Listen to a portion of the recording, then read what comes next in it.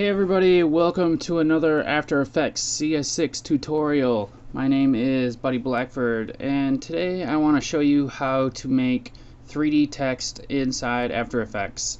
Now this is a new feature in CS6 and you won't be able to do it this way in CS5 or below. So let's just get right into it.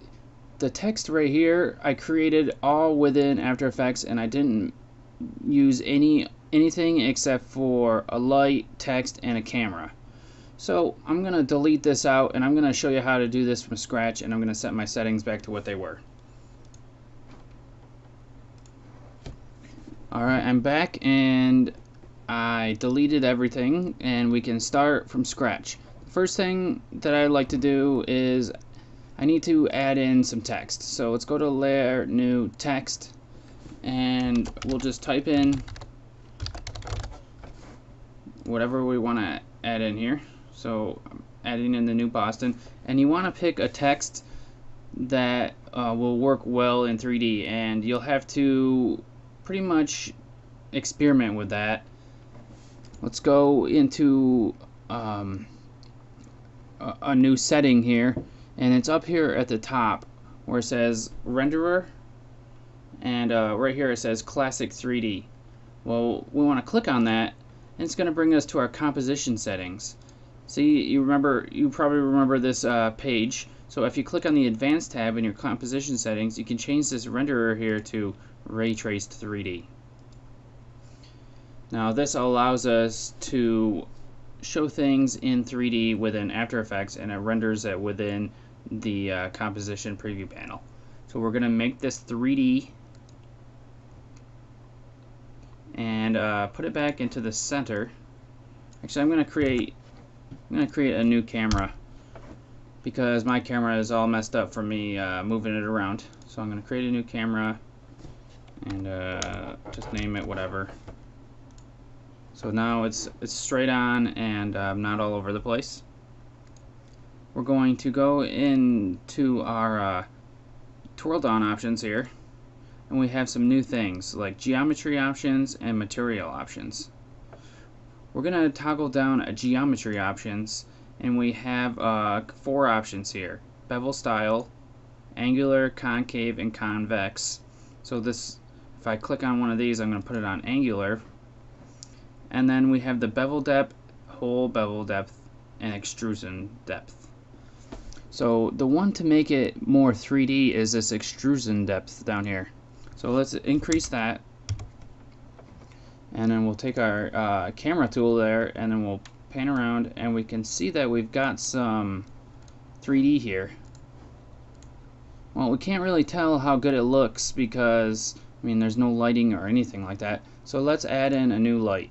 So let's go to Layer, New, Light, and hit OK. And now we've got some 3D looking stuff going on here. We can increase the bevel depth. I'll zoom in, and you can see along the edges here where it's a little bit lighter gray. That's the bevel. That's what that's called, and that brings it out to make it pop off and look more 3D. Pretty much everything in real life has at least a small bevel, unless it comes like straight to like a point and it's a sharp point, then that won't have a bevel. But most things do. So we can increase the bevel depth a little bit. That's too much. There we go.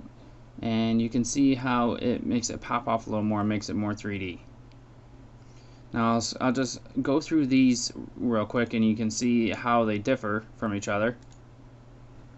That's a concave, where the bevel kind of slides in and then comes up. And this is convex, where the bevel comes out and then goes in. So I'll use my pen tool real quick to kind of show you how it's doing it.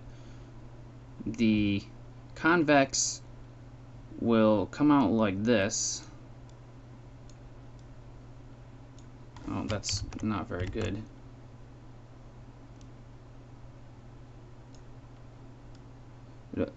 it'll come out like this, and then the concave will come out. Pretend this is on like the edge of your letter there. The concave will go in. Oh.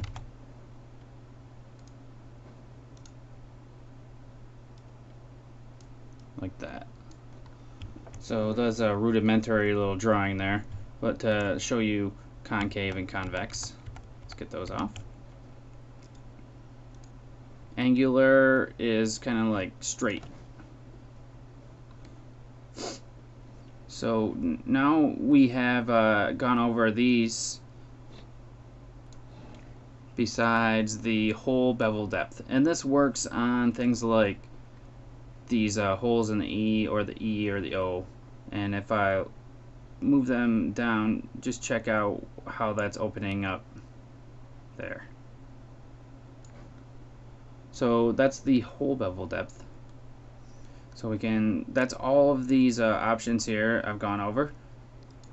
Now let's twirl that up, and then we've got these material options, which basically shows the different, how it's going to reflect and how much shine and all that stuff is going to go on. So the material is actually like the texture that's on there. The color here is determined by the color of your text. So I made this one kind of silver. So you can come down here and mess with these settings. Diffuse here is whether it's lighter or darker. So I moved the diffuse to 100% and it's a lot lighter, and I move it to 0 and it's a lot darker. You've got your specular here, which is kind of like fake reflection.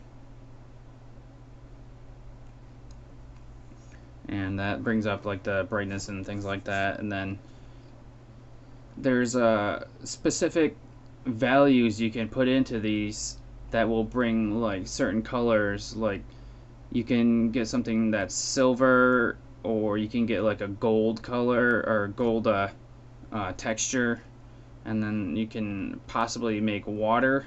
I'm not sure if that's possible in this yet, but in other 3D programs, if you put in the right values, you can get water. And it's all kind of like based on some like science and other things like that. I usually have to look them up because I can't remember all these values off the top of my head, and someone will have written them down on the internet somewhere. Now there is another section here that isn't totally apparent, but if you click on this animate button right here, it brings up a whole different type of whole different bunch of texture options on here, where I could change like the color of the front if I wanted to, and I could make that like a dark, like a white or something, or like a black, or whatever I want, whatever color I want to make it. Same thing for, you can do the bevels, and then you can do the right side and the left side to make a bunch of different colors on there. And then there's a whole bunch of other options here that I can go over at another time, where you can adjust certain sections of your text to get a lot more fine-tuning. So that's the basics of creating your 3D text. You have to set up a 3D camera, make your text 3D, change your renderer to ray traced 3D, add in a light, and adjust your options, adjust your bevel depth and your extrusion depth to get basic 3D.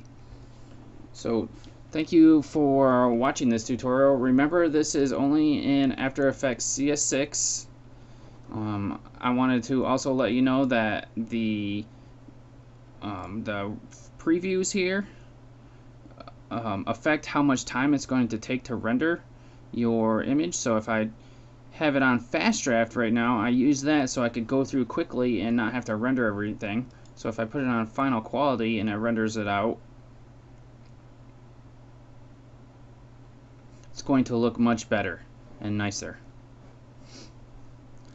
The other ones out here I'll go over in the next tutorial, and I'll see you guys at that one so we can learn how to work efficiently in After Effects using the new 3D renderers.